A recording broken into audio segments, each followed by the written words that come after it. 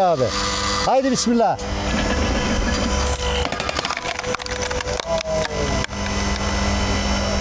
Sana dış budak mı dayanır Gökhan abi şeffahla?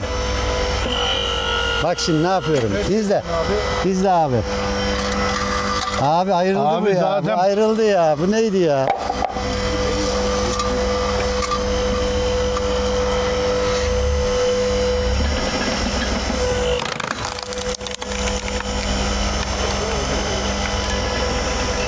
Abi aşağı inmesine bile gerek yok ya. Aynen abi.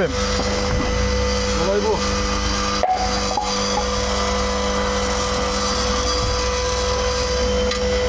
Sen yap o zaman ya.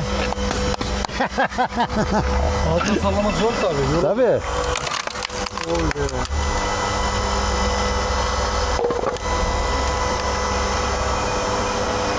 Tamam sal, ayrıldı ayrıldı. Abi minimal makineler ama çok büyük iş yapıyor. Kesinlikle.